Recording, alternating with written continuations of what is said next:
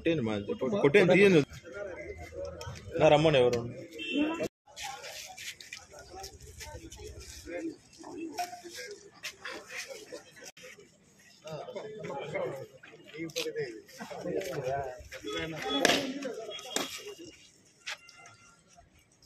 ఒకటే పలకాల మాట్లాడుతున్నా తీసుకుని మీది కొట్టుకో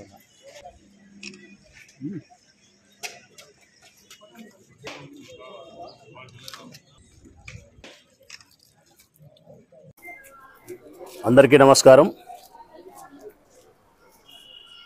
ప్రొద్దుటూరు నియోజకవర్గం గోపవరం గ్రామ పంచాయతీలో ఉన్నాం మనం. ఈరోజు 2 చోట్ల 2 రకాల పనులకు ప్రారంభం చేసుకుంటూ ఉన్నాం. ఒకటి యానాది కాలనీ దగ్గర క్రైస్తవులకు సంబంధించినటువంటి బరిగల్ గ్రౌండ్ శ్మశాన వాటిక ఉంటే ఆ శ్మశాన వాటికలకు పోవడానికి వాళ్ళకు రోడ్డు లేదు. రోడ్డు కంటే కూడా శ్మశాన వాటికలో రోడ్డు కంటే కూడా శ్మశాన వాటికలోకి పోవడానికి రోడ్డు మీద నుంచి కావలసిన కాలువ అడ్డం ఉంది. అక్కడ మోరి నిర్మాణం లేదు. కొన్ని సంవత్సరాలుగా క్రైస్తవులు ఇక్కడ ఎవరు మరణించినా స్వర్గస్థులైనా ఆ డెడ్ బాడీని తీసుకొని అక్కడికి పోవాలా. ఆ బర్గల్ గ్రౌండ్ లేకంటే యానాది కాలనీ లేకపోయి తిరుక్కొని పోవాలా. ఆ యానాది కాలనీ లేకపోయినప్పుడు ఆ ప్రారంభ శ్మశాన వాటికకు ఆనుకొని ఉండే సందు ఏదైతే ఉందో వాళ్ళ అబ్జెక్షన్, మీరు శవాన్ని తీసుకొని మా వీధిలో పోకూడదు, ఇది మాకు మంచిది కాదని. మేము ఎట్లా పోవాలా అక్కడికి అనేది వీళ్ళు. ఈ సమస్య ఇప్పుడు పుట్టేది కాదు. ఇదే తెలుగుదేశం పార్టీ వాళ్ళు ముఖ్యంగా మా గురువు వరదరాజరెడ్డి తెలుసుకోవాలి. ఆయన పుట్టినప్పుడు పుట్టిన సమస్య ఇది. ఆయన రాజకీయంలో పుట్టినాడు చూడి అప్పుడుండే సమస్య ఇది. పరిష్కరించాడు కూడా. కారణం ఆయనకు సమస్యల పరిష్కారం పట్ల నిబద్ధత లేదు. ప్రజా అవసరాల పట్ల ఆయనకు మక్కువ లేదు. ఆయనకు మక్కువ ఎంతసేపు ఉన్నా కానీ ప్రత్యర్థులను మట్టు పెట్టడంలోనే రాజకీయంగా మక్కువ ఎక్కువ. మాకది లేదు. రాజకీయంగా మా ప్రత్యర్థులను మట్టు పెట్టడానికి మేము ఎన్నుకునే మార్గం ప్రజాస్వామ్యబద్ధంగా ప్రజల చేత ప్రేమించబడడం, దానికి వారికి ఉపయోగమైనటువంటి కార్యక్రమాలు చేయడం, వారికి సేవ చేయడం. ఈరోజు కూడా అదే బర్గల్ గ్రౌండ్ సంబంధించిన క్రైస్తవులు మమ్మల్ని కలిస్తే ఇమ్మీడియట్గా మేము స్పందించి ఆ కంపంతా తీసేసి ఎక్కడి నుంచి వస్తుందని గమనించి ఇప్పుడు దాదాపు 20 లక్షల రూపాయలతో రోడ్డు మీద నుంచి శ్మశానం లేకపోవడానికి కావాల్సినటువంటి 20 అడుగుల వెడల్పుతో మోరి నిర్మించి లోపలికి బర్గల్ గ్రౌండ్లోకి రోడ్డు కూడా వేస్తున్నాం. దీనివలన 2 సమస్యల పరిష్కారం. కనిపించేది ఒకటే మీకు అభివృద్ధి, కానీ 2 సమస్యల పరిష్కారం. అనాదిగా పట్టి పీడిస్తూ ఉండేటువంటి సమస్య 2. ఒకటి, శ్మశాన వాటిక లేకపోవడానికి మాకు మోరి రస్తా లేక ఇబ్బంది పడతానం అనేది క్రైస్తవులు. మా సందులో నుంచి పోతున్నారని చెప్పి హిందువులు కొట్లాడే పరిస్థితి వీళ్ళు. 2 సమస్యలు పరిష్కారం. 20 లక్షల రూపాయలు పెట్టి చేసినాం. రెండవది, ద్వారకా నగరు గోపవరం గ్రామ పంచాయతీ 4వ వార్డులో ఉన్నాం. ఇప్పుడు మనం కూర్చునేది కూడా మేమేసిన రోడ్డే ఇది కూడా. ఇక్కడి నుంచి ఇట్లా స్ట్రైట్గా ద్వారకా నగర్ లేకపోవడానికి ఇదంతా మీరు కనిపిస్తున్నది ఓపెన్ ప్లేస్ కనిపిస్తుంది. నిన్నటి వరకు లేదు. కంప చెట్లు నిన్న మన 2 రోజులు మేము మిషనరీ పెట్టి కంపాన్ని తొలగించి ఇక్కడి నుంచి నేరుగా ద్వారకా నగర్ లేకపోవడానికి ఒక మెటల్ రోడ్డు వేస్తాం. పైపు లైను వాటర్ సప్లై చేసేదానికి 4 లక్షలతో పైపు లైన్ వేస్తాం. ఎలక్ట్రికల్ డిపార్ట్మెంట్కి 2 లక్షలు కట్టి కరెంటు సప్లై చేస్తాను. అంటే 12 లక్షల రూపాయలు.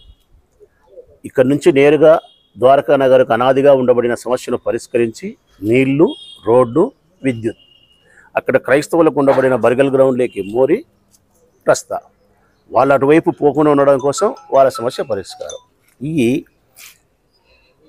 ఇదే నేను చెప్పేది తెలుగుదేశం పార్టీ వాళ్ళకి. ఎప్పుడైనా కానీ ప్రొద్దుటూళ్ళు ఉండే వాళ్ళకి నేను చెప్పేది, పనికి మాలిన మాటలు మాట్లాడేదానికంటే నన్ను నువ్వు విమర్శించడమో, నేను నిన్ను విమర్శించడమో, లేకుంటే నువ్వు దొంగ నేను దొంగ, మా అబ్బా జమీందారు, మీ అబ్బా మైసూరు టిప్పు సుల్తాను, మైసూరు మహారాజు, ఈ మాటల కంటే దైనందిన జీవితంలో ప్రజలకు అవసరమైనటువంటి మౌలికమైనటువంటి సదుపాయాలు ఏమైతే ఉన్నాయో, వారి ఈతిక బాధలు ఏమైతే ఉన్నాయో వాటి గురించి స్పందించి పరిష్కరించి వారికి తోడుగా నిలబడేవాడే నిజమైన ప్రజానాయకుడు. అట్టి నాయకుల్నే ప్రజలు ఓటేస్తారు, గెలిపిస్తారు. మనం తల కిందికి కాళ్ళు పైకి పెట్టి తపస్సు చేసినా కూడా మొదటి రకం చెప్పిన అవసరం ఆ రకముని ఓటు ఎప్పుడు కూడా వెయ్యరు. మేము ఎప్పుడు కూడా ఇటువంటి విషయాల్లో స్పందిస్తామని చెప్పడానికి ఈ మధ్య కాలంలోనే గోపవరం పంచాయతీ 2 నెలలు కాలే, 2 నెలలు కూడా కాలే, 8 కోట్ల పనులు చేస్తున్నాం.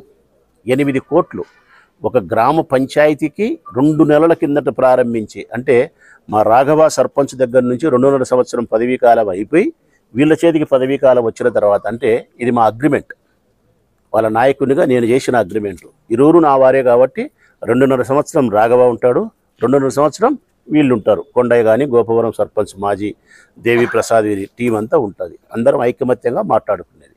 వారి పదవీ కాలం అయిపోయి వీరికి పదవీ కాలం ఇచ్చి 1 నెల అయింది, 2 నెలలు అయింది. ఈ 2 నెలల కాలంలోనే గోపవరం గ్రామ పంచాయతీలో 8 కోట్ల అభివృద్ధి కార్యక్రమాలు చేస్తున్నాం. హౌసింగ్ బోర్డులో ఉండే పార్కు 4,70,00,000 రూపాయలతో చేస్తున్నాం. ఆర్ఎన్బి ఎదురుకి వరదరాజరెడ్డి గారు ప్రతినిత్యము తిరిగే రోడ్డు, కామనూరుకు పోవాలంటే వచ్చే రోడ్డు, ఆర్ఎన్బిలో కూర్చొని టీ దాగి సొల్లు కబుర్లు అని చెప్పిన 40 సంవత్సరాల జీవితంలో ఆ పెద్దమ్మ గుడి దగ్గర నీళ్ళు ఎప్పుడు నిలబడతాయి, దాన్ని ఎప్పుడు నీళ్లు నిలబడకుండా చేసుకోవాలనుకుంటే కనుక ఎత్తు లేపాలంటే అవతల పక్క కాలువ కట్టాలా, అవతల పక్క కాలువ కడితే భగత్ సింగ్ కాలనీ నుండే 5 రోడ్లు కూడా అందులోకి నీళ్లు వదలవచ్చు. అటు 5 వీధుల యొక్క సమస్యను పరిష్కరించవచ్చు. మెయిన్ కాలువలోకి ఆ కాలువ నీళ్లు పెట్టచ్చు. మెయిన్ కాలువ వస్తే ఈ రోడ్డు ఎత్తు చేస్తే ఆ పెద్దమ్మ చెట్టు దగ్గర ఆ దాటిన తర్వాత నీళ్లు నిలబడకుండా ఉంటుంది. అది నేను చెప్పేదానికంటే పెద్ద ఆయన చెప్పేదానికంటే పెద్దమ్మ చెట్టు దగ్గర ఉండే టీ బంకులోళ్ళను, కిరాణా షాపుల వాళ్ళను, మటన్ షాపులోళ్ళను, చిల్లరంగడోళ్ళను, ఆ 5 వీధులను హౌసింగ్ బోర్డులను అడిగితే గన నాకు కానీ ఆయనకు కానీ 40 ఏళ్ళు చేయనందుకు ఆయనకు గడ్డి పెడతారు, 4-5 ఏళ్ళుగా చేయనందుకు నాకు స్వల్పమైన ఆహారం నాకు పెడతారు. వాళ్ళు పెట్టకుండా పోరు. ఇప్పుడు ఆ సమస్యను కూడా 60 లక్షల రూపాయలతో కాలువ కడితివి, రోడ్డు వేస్తేవి, పని చేస్తేవి. 4,70,00,000తో అందమైన పార్కు చేస్తాను హౌసింగ్ బోర్డు. ఇట్లాంటి పనులన్నీ కూడా కలిపితే 8 కోట్ల పనులు ఈ పంచాయతీలో చేస్తాను. 2 కాలనీలకు హౌసింగ్ బోర్డు కాలనీ కూడా మర్చిపోయినా. పెన్నా రివర్స్ నుంచి ఎప్పటి నుంచో అది పెద్ద ఆయన కాలం నుంచి అది కూడా జౌకులు నీళ్లు తాగుతున్నారు. మాకు ఈ జౌకులు తాగే దరిద్రం నుంచి పెన్నా వాటర్ ఇవ్వండి అని చెప్పి వాళ్ళు చాలాసార్లు పెద్ద ఆయన కూడా ప్రాధాయపడి ఉంటారు. పలకలే. యానాది కాలనీ కూడా జౌకులు నీళ్ళు వస్తా అంటే అవి కూడా అడిగినారు. యానాది కాలనీకి పెన్నా వాటర్ ఇచ్చినాం. హౌసింగ్ బోర్డు కాలనీ వాళ్ళకు కూడా 60 లక్షలతో రామేశ్వరం నుంచి పెన్నా వాటర్ ఇస్తున్నాం 1,500,000తో. అంటే త్రాగడానికి కనీసమైనటువంటి మంచినీరు ఇచ్చే కార్యక్రమంలోనూ మీరు విఫలమైనారు, రోడ్లు వేసే విషయంలోనూ విఫలమైనారు, కాలువలు ఇచ్చే విషయంలోనూ విఫలమైనారు, అందమైన పార్కులు చేసే విషయంలోనూ విఫలమైనారు, శ్మశాన వాటికల అభివృద్ధి విషయంలోనూ విఫలమైనారు, దైనందిన జీవితంలో మనిషి యొక్క పేదవాని కష్టాలు పరిష్కరించడంలోనూ మీ జెండా విఫలమైంది, మీరు విఫలమైనారు. మీరు ఎక్కడ మీరు సక్సెస్ అయినారో, విజయవంతంగా మేము ఈ కార్యక్రమాలు పూర్తి చేసి ప్రజల మన్ననలు పొందడానికి చేసినారో తెలుగుదేశం పార్టీ చెప్పాలా. నన్ను విమర్శించేదానికంటే మీ జెండా చేసిన గొప్పతనాన్ని, మీరు చేసిన గొప్పతనాన్ని చెప్పుకుంటే కొద్దిగా ఏదైనా ప్రజలు కూడా వింటారు. మేము చేసిన మంచితనాన్ని చెప్పినది వింటారు. దీంట్లో కంపేర్ చేసుకునేటప్పుడు ఎవరు ఏందని ప్రజలకు అర్థమవుతుంది అనేది బాగుంటుంది.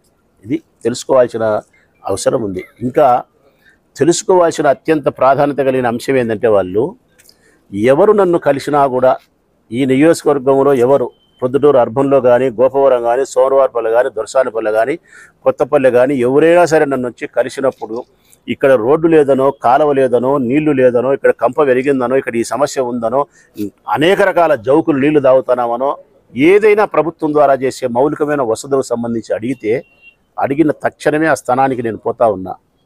చిన్న పని కానీ పెద్ద పని కానీ పోతా ఉన్నా, చూసిన వెంటనే వాళ్ళతో మాట్లాడి అధికారులు పిలిపించుకొని మా తిప్పలు ఎన్నైనా కానీ అది కలెక్టర్ దగ్గర నుంచి ఫండ్సో, ఎన్ఆర్జీఎస్ ఫండ్సో, పంచాయతో, మండల పరిషత్తో, జిల్లా పరిషత్తో, ముఖ్యమంత్రి గారో ఏది కాకపోతే 2 లక్షలు, 4 లక్షలు, 5 లక్షలు, 10 లక్షల లోపలైతే మా సొంత లెక్కలు ఇచ్చేదానికి కూడా సిద్ధపడి, ఇదిగో ఈ 1,00,000, 2 లక్షలు అయితే మేము ఇస్తాం, ఈ పని చేయండి అని చెప్పి ప్రజల యొక్క అవసరాన్ని తీర్చడానికి ఎక్కువ తాపత్రయపడినాం. మేము సక్సెస్ఫుల్గా ఆ పనిని మేము చేయగలిగాం. అందుకే ఈ తెలుగుదేశం పార్టీకి సంబంధించినటువంటి వారు చేసే విమర్శలు మా దరి చేరలేవు, మా మనసును గాయపరచలేవు. ప్రజాహృదయాలలో మేము చాలా నిక్షిప్తంగా మేము ఉండాము. 2024 ఎన్నికలు వస్తే వైఎస్ఆర్ కాంగ్రెస్ పార్టీ జెండా రాచమల్లి శివప్రసాద్ రెడ్డి సంబంధించిన చెల్లెళ్ళు, తమ్ములు ఎంత పదిలంగా భద్రంగా ప్రజల హృదయాలు ఉండారో ప్రజలే తీర్పిస్తారు. సెలవు. ఈ వీడియో మీకు నచ్చినట్లయితే లైక్ బటన్ క్లిక్ చేయండి. మరిన్ని వీడియోలను పొందడానికి దయచేసి సబ్స్క్రైబ్ చేయండి.